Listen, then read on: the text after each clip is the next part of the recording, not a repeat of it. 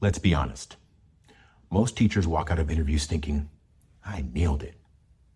And then silence. No call, no email, just crickets. It's frustrating because you know you're qualified. You know you're passionate, but for some reason, it just didn't connect. I've been on the hiring side of hundreds of interviews, and I can tell you, it's rarely about talent. It's about what principals are quietly looking for that many candidates are missing. And in this episode, I'm going to walk you through 5 things every great principal notices in an interview, and how you can show them naturally without sounding scripted or forced. Grab your pen, grab your piece of paper, get ready to take some notes because we're going to get started right now. Hey there, Dr. Gordon Amerson here, Superintendent of Schools and Gallup Certified Strengths Coach. And on this channel, we leverage my experience from classroom teacher all the way to the office of superintendent to help you go further, faster in your educational journey. If this is your first time with us, welcome in. Thanks for showing up. And while you're here, don't forget, hit that subscribe button as well as the bell notification so you don't miss any cool updates or any of our latest episodes or content. So the reality is that I've sat in that interview room as a teacher, as a principal, and now as someone who helps others build teams that transform schools. So when I share these 5 things, it's not theory. It's what we actually discuss behind the closed doors after you walk out. So let's start with tip number 1. And so tip number 1 is you want to make sure you are focused and aligned with the school's mission. So here's the first thing that principals look for, the concept of alignment. They're not just hiring a teacher. They're hiring someone who fits the heartbeat of their school. Every campus, they have a story. Maybe it's about equity. Maybe it's about literacy. Maybe it's about community engagement or about whole child learning. And your goal in that interview is to make it clear that your story connects to theirs.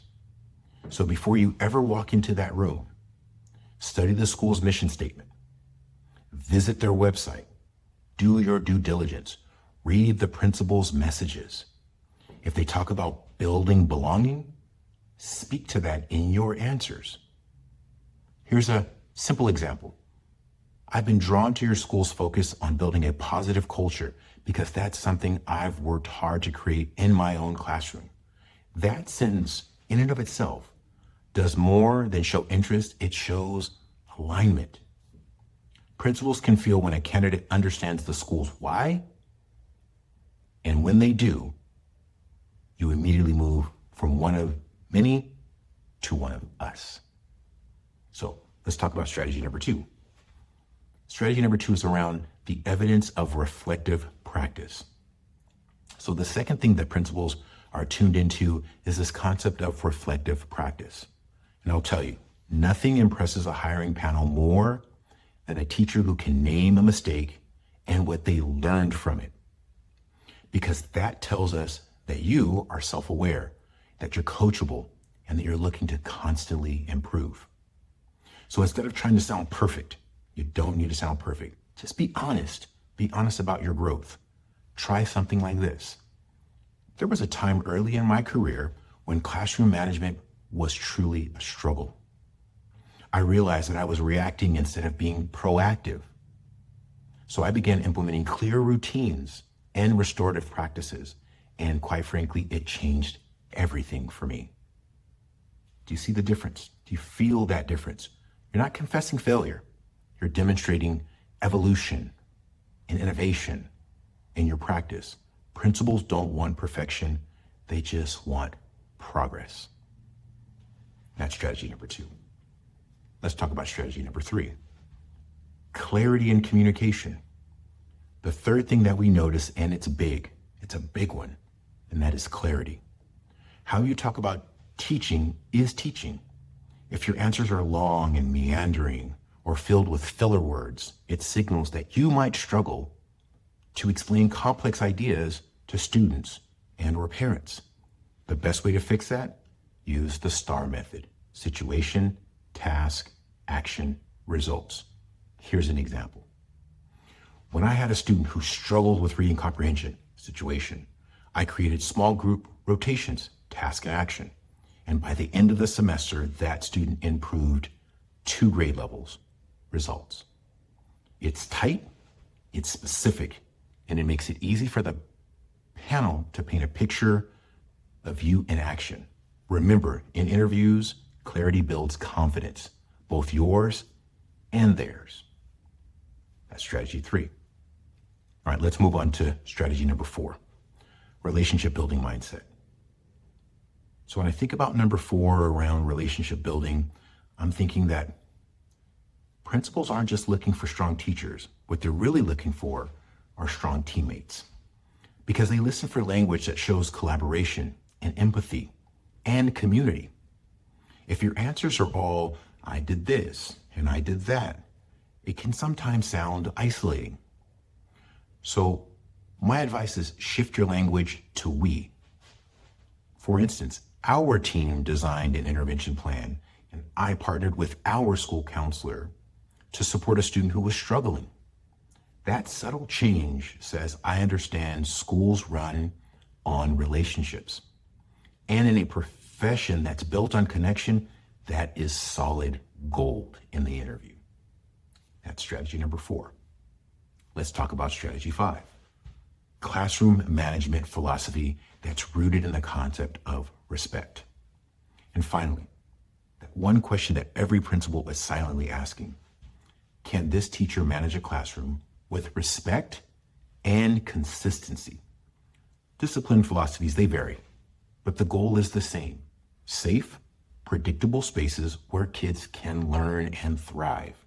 What principals want to hear isn't that you just set expectations. It's how you build trust while doing it. You could say, my classroom runs on 3 rules: respect yourself, respect others, and respect our shared learning space. So I model those daily so students know I'll hold them accountable with fairness, not fear. So you feel that? That's confident. That's balanced. That's the kind of teacher leaders remember. So there you have it.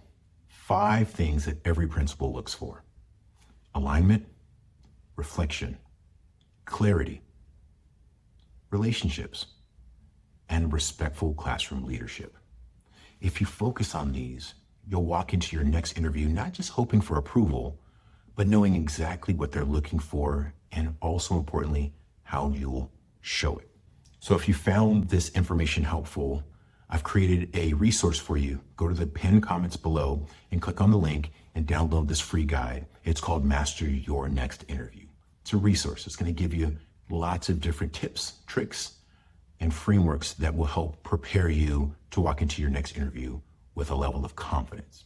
And if you liked this episode, check out this next episode. It's going to continue to build your repertoire as you're preparing for that next interview to become that professional educator that you so richly deserve and desire. And again, if you've made it to this point in the video, I want to thank you for giving your time and your energy. If you like this episode, give it a thumbs up, share it with a friend, share it with a colleague, subscribe to the channel. We're trying to build this community to 10,000, 20,000, 50,000 educators who are going to be the best for our kids as we move into the future. And so as we move forward, continue to take care of yourself, take care of each other, and be well. And we'll see you on our next episode. Thanks, everybody.